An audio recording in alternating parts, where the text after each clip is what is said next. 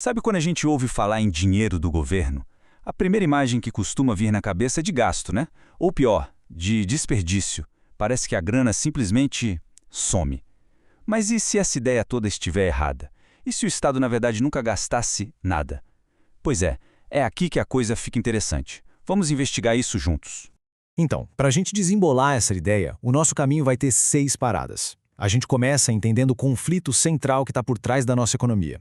Depois, a gente dá um pulinho no passado para ver como é que nasceu essa coisa de propriedade. Na sequência, vamos olhar para o papel do Estado de um jeito diferente. E para fechar, vamos ver uns exemplos bem práticos que mostram como essa nova forma de pensar pode virar de cabeça para baixo o jeito que a gente enxerga o dinheiro público. Bom, para começar, lá no fundo, no coração da nossa sociedade, existe uma tensão constante, sabe? Um verdadeiro cabo de guerra entre duas maneiras totalmente opostas de organizar a vida e a economia. De um lado, a gente tem o que se chama de economia da necessidade. O foco aqui é na cooperação, na comunidade. Do outro lado, a gente tem a economia do desejo, que é a que a gente vive hoje, né? O motor dela é a competição. Pensa assim, na primeira, o grande objetivo é que todo mundo tenha o básico. Na segunda, o objetivo é que sempre exista alguém querendo comprar a próxima novidade. E olha só, é aqui que está o motor do nosso sistema atual. O lucro não vem de resolver uma necessidade de uma vez por todas, sabe? Ele vem de manter um ciclo sem fim. Primeiro se cria um desejo, depois ele é satisfeito por um tempinho e, logo em seguida, já aparece o próximo. A propaganda, claro, é a ferramenta perfeita para isso, né? Convencendo a gente a querer coisas que a gente nem sabia que precisava. E essa lógica, olha, pode chegar a uns extremos que são de cair o queixo. Pega, por exemplo, a cocaína. Um produto que alimenta um desejo super intenso, viciante. 1 quilo disso pode chegar a valer mais de $500 mil no varejo. Agora para e pensa. 1 litro de água potável, que é essencial para a gente sobreviver, custa centavos. É uma loucura, né? Isso mostra o quanto o nosso sistema pode acabar valorizando a satisfação de um desejo muito mais do que a mais básica das necessidades humanas. Mas tá, de onde é que veio toda essa ideia de competição, de propriedade? A gente precisa voltar um pouco no tempo para achar a resposta. Lá na filosofia. Tudo começa num momento muito específico. A primeira vez que alguém olhou para algo e disse, isso aqui é meu.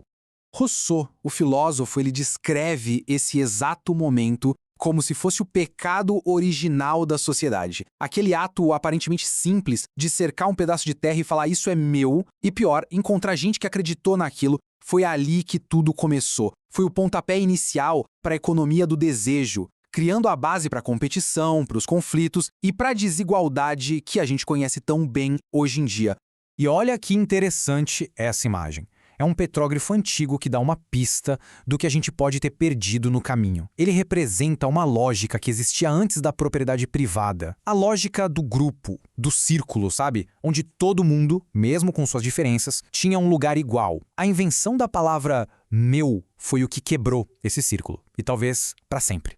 Beleza, então, nesse mundo que é dominado pela competição, onde é que o Estado entra? Qual é o papel dele? É importante lembrar que o Estado não é uma pessoa, né? É mais uma entidade abstrata, que tem 2 funções super importantes.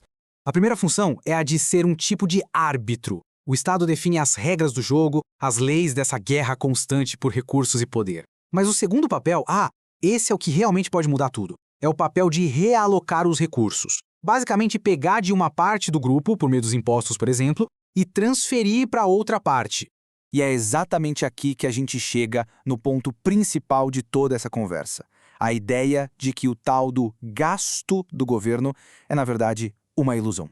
Pensa comigo um pouquinho. Quando a gente lê na notícia que o governo gastou 1 bilhão em alguma coisa, tipo saúde, para onde esse dinheiro foi, de verdade? Ele foi queimado? Virou fumaça? Não, né? Ele foi para algum lugar.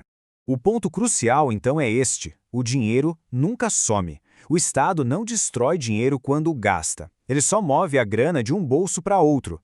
Cada gasto, na real, é uma transferência de riqueza.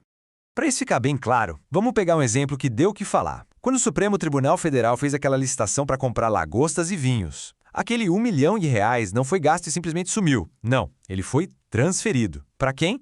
Para as empresas que forneceram a comida e a bebida. O dinheiro só mudou de mãos. E o que ficou para trás? O que o material de origem chama de legado dessa transferência foram os almoços de luxo para os ministros. Então, para a gente analisar qualquer ação do governo, a gente tem que fazer sempre 2 perguntas. A primeira é sobre a distribuição. O dinheiro foi parar no bolso de quem? A segunda é sobre o legado. O que essa transferência criou para a sociedade? O que ficou? Uma escola? Uma estrada? Ou um almoço de luxo? Agora que a gente entendeu a teoria, que tal ver como isso funciona na prática? Vamos olhar para algumas histórias da vida real. A história de um quilombo de agricultores é um exemplo perfeito disso. Existia um programa de governo que garantia a compra das bananas que eles produziam a um preço fixo. O que acontecia? O dinheiro era distribuído entre os pequenos agricultores da comunidade. Eles cooperavam, prosperavam. O legado era desenvolvimento local, segurança alimentar. Aí, o governo mudou o programa para um modelo de competição, de leilão. O resultado? O dinheiro foi todo para as mãos de grandes fazendas. A cooperação acabou e o legado foi o empobrecimento daquela comunidade. Tem uma história famosa do economista Milton Friedman que ilustra bem um ponto de vista. Dizem que, ao ver trabalhadores usando pás para construir algo em vez de tratores, ele comentou ironicamente: para gerar mais empregos, eles deviam usar colheres. A piada dele mostra uma visão focada só no legado, na eficiência da obra, mas ela ignora completamente a outra metade da conta, a distribuição. Para onde vai o dinheiro? Para o dono de uma única empresa de tratores ou para o bolso de centenas de trabalhadores com suas pás? E tudo isso nos traz para a nossa conclusão: como é que a gente junta todas essas peças para pensar num governo que funcione melhor para todo o mundo? Essa metáfora das ferramentas é genial. Se um governo só usa tratores, ele até pode ser eficiente, construir coisas rápido, mas o dinheiro fica todo concentrado.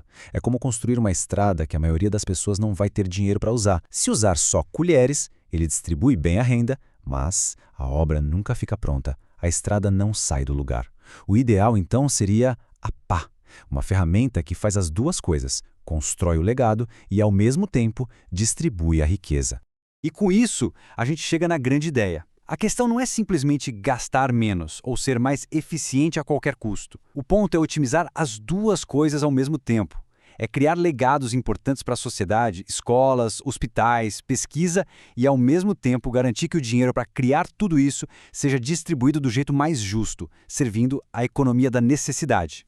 Então, a grande questão que fica no final é essa: se a pá é a ferramenta ideal. Como a gente descobre o tamanho certo da pá para cada situação?